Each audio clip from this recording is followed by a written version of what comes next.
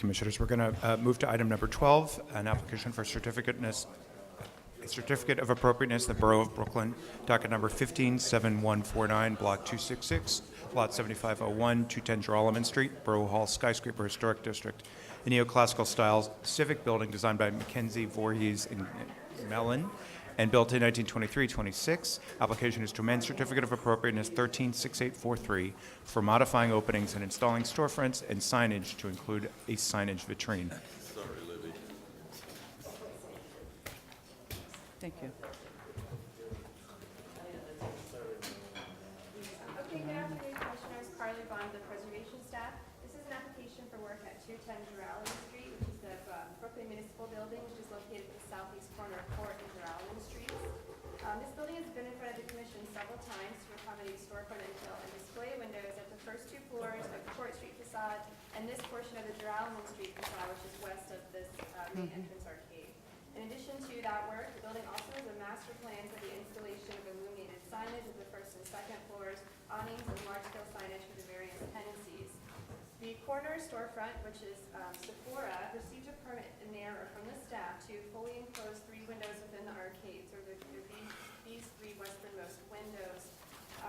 In addition to that vitrine, an internally illuminated logo has been installed at the center window and 2 internally illuminated signs at the adjacent windows. So this is an application to amend the existing certificate of appropriateness to permit the as-built condition of the vitrine wall and the installation of the illuminated signage. And Cass Stackelberg is here to run through the Okay, hearing open, please. Motion second, thank you.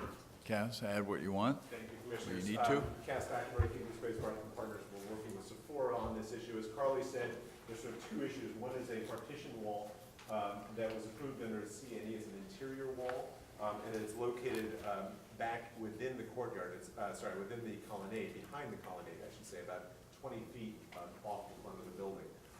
And this wall, shown here, was constructed as per these approved drawings. This is a permitted partition that was approved in May of last year.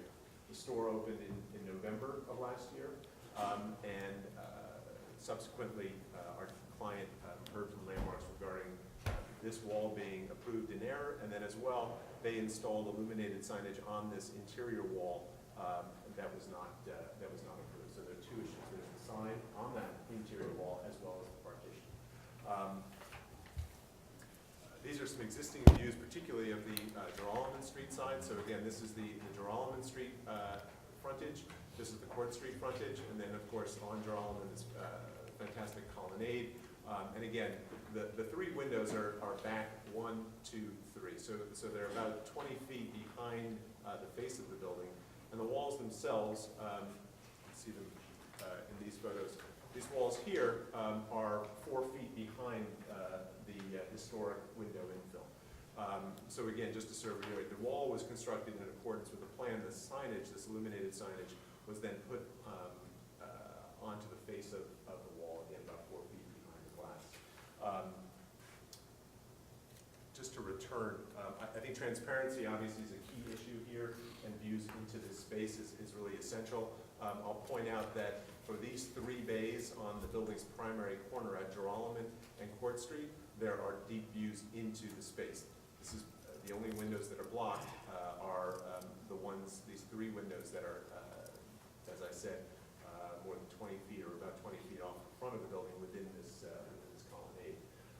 And then just returning to the signage question, as per the master plan that Carly mentioned, there's signage that's allowed, illuminated signage in these transoms. Sephora has actually only installed the signage at the corner, this bay and the corner bay where their store entry is, so they've actually installed less signage than the master plan allows for that commercial space. So together, we think the partition, it's been constructed in accordance with that plan. The signage as well, while not approved, we feel really doesn't detract from the grandeur of this very large scale and important building. Okay. Just to be clear about that, the interior partition that was built according to the plan, that staff permit was issued erroneously. And so that's what's coming back to you, or coming before you. No, not yet. no. But that staff level permit should not have been issued. What did we want? We didn't see this partition. That's when- correct. Right, There was no partition proposed originally. right. At this location, that's my understanding. It was open. There's now a partition because there's stuff being sold on the other side. Right, and so this partition is actually quite important to our client. I mean, it basically, it's a fixture on the other side. You know, I will just, in terms of the chronology here, this was permitted in May, and was built out, the store opened in November. And this issue sort of came up, correct me if I'm wrong, but it was in November, as the store was open, October or November, when this came up. So it was built in accordance with this approved plan. The signage was added without a permit, but the partition was built out in accordance with a permitted plan. Sephora applied for the signage on the wall, and that's how it became attention to the staff about the tree. wall was there. How far back is it? 4 feet. 4 feet. So the glazing you can see here, the wall is 4 feet behind the glass, and then signage is a couple inches deep, so it's about, let's say, 3/6 behind the glass. And what's visible from, through the glass? So when you're standing on Joralemon Street, you can see. No, but if you're standing in front of it, inside, because you can walk in there. So this is sort of within the colonnade. So when you're looking Okay. straight on, you can see this, but it's obscured by the columns themselves. And then when you're inside, behind the colonnade, there's the subway entry on either side. So it's finished with a Sephora sign, in other words, right? This sign, correct. Yes, yeah. okay. And what's, just a question for John, what's the legal, I know that there is so far that you can do things on a partition, what is that dimension? Well, I think what happens is, if it's beyond 18 inches, in some circumstances, we would approve at staff level partitions. But when the entire transparency of the window is removed because of the size of the partition, that's when it comes back before the commissioners. Okay. Similar to that earlier application we had today. I mean, all the transparency was removed by those interior walls. The only distinction that I sat in for that hearing is that this partition was actually approved. And I understand it may have been approved in error, but my client didn't know that until after the store released. Got it. And is it a floor-to-ceiling partition? I'm wondering, you know, it's... Yes, and that's actually in the permit set, so I included this sheet as well. There's an interior elevation that is referenced in those, so there's a tag for this elevation sheet, and this is the elevation, so it was sort of part of the permit set that showed it as a full height partition. And you said it's 4 feet back from the, No, it Correct. isn't. currently, the windows. So again, it's 4 feet behind the storefront windows. All the historic windows in this location were retained. Yes. And then the building line is back here, so it's about 20 feet from Right, here right. to here, and then another 4 feet back to And then there's the second partition that was built, did I misunderstand that? There was another partition built? No, the partition was constructed, and then our client applied for signage Yes. No. on the face of this partition. Which is what, yes, I Which understand, initiated, yeah. triggered the issue. Yeah.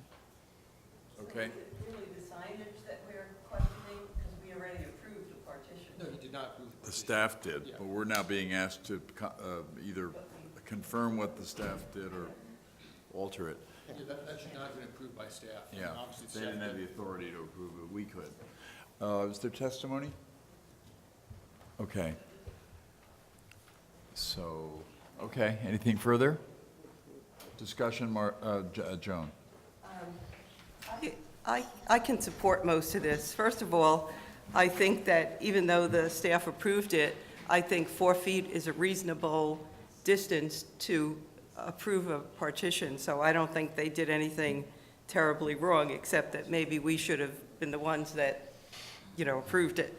And I don't have a problem with those signs because they're far enough back, so I'd like to hear what some of the other commissioners feel, but I think that it's okay. And I also, the Sephora signage, that little feather or whatever that little thing is, I think is so beautiful. You know, is it a feather? I don't know. Does anybody know what it is? Or is it a little S?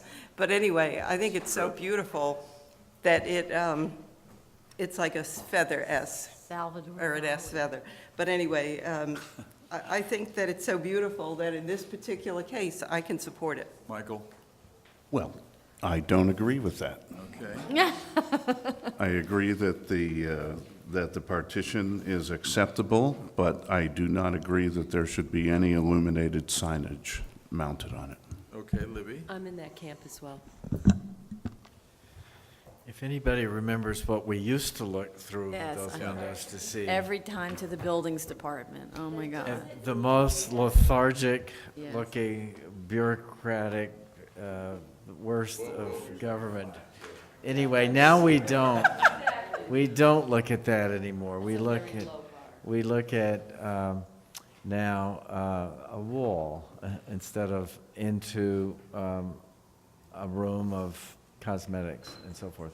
That would have been preferable for me, no wall. But the fact that it was approved by staff, built, and is up, and is a significant part of the establishment's retailing plan, I think it's unfair, frankly, to remove the wall.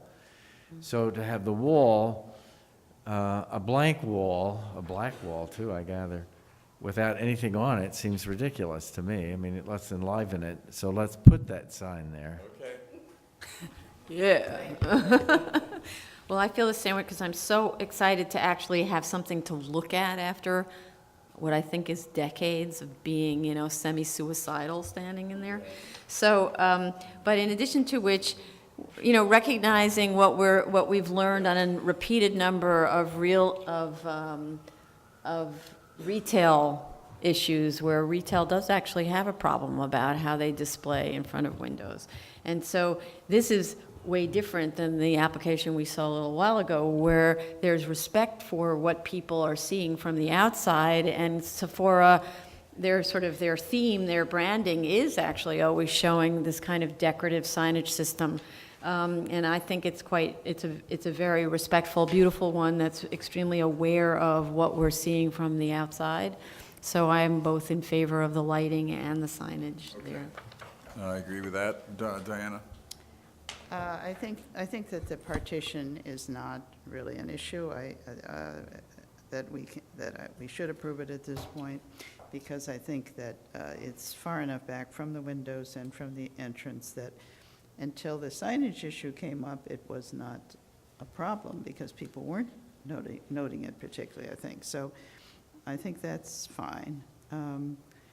I feel more concerned about the signage a bit because it's not an entrance, number one. It's not that it seems to me that, and perhaps it is very discreet, it's just this little logo. The idea is that it's just the logo? Well, I don't know, but. No, it's the name, the logo, a stripe. Stripe, yeah, right. Yeah. I kind of feel that it is calling attention to that, what's behind the window as opposed to the window there. And I would rather not see the signage in the interior there, so to speak. And there is permissible more signage, as was indicated, that they've certainly been discreet on the outside. But I'm not clear on why that signage is needed there, and I feel like it is taking attention away from that feature of the building at this point. So I'm fine with the wall, and we should just leave it there as Yeah. approving that. That's fine. Well, based on the distance and the fact that it's finished on the side, I think that the wall is acceptable. The signage is, I'm not sure. What it is now is interesting and it looks like sculpture, but because it can change and they don't have to come back to us. They would come back. They would, okay, so then I could accept this signage. Mm-hmm. Okay, that means 5 for the signage and not enough to vote it. Uh-oh. Do we have 5? I don't know. Wait, Unless What happened to someone wants to Michael? reconsider. Come on, your last hurrah.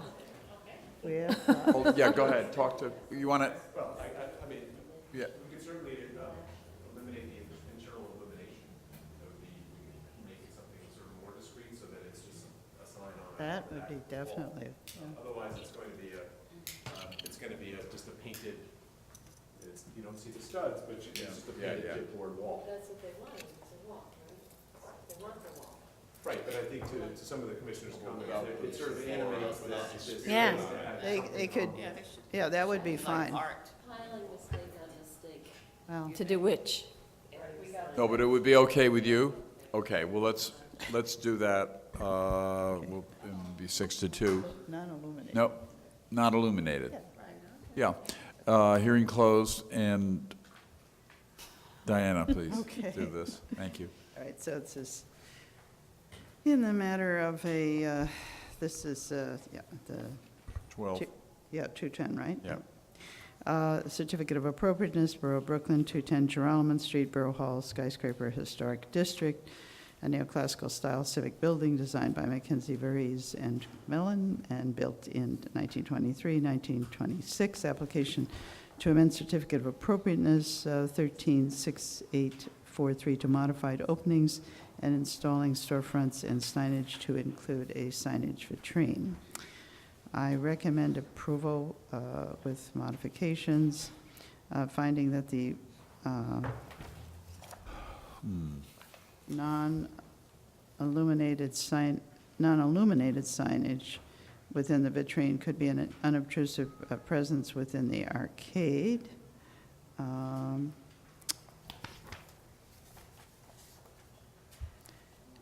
And that the vitrine is located between three existing windows within a deeply recessed arcade and therefore does not detract from the composition of the facade, that the vitrine does not alter any portion of the exterior facade of the building, that the sills of the three windows are at approximately eye level, and due to this elevated location, the vitrine does not further obscure the pedestrian's ability to see through these windows, and that only 3 of the 17 window bays have been obscured, and thus the street wall transparency has been maintained, and that the vitrines are set back from the interior face of the glass and have a depth and design that will evoke a sense of transparency within the space.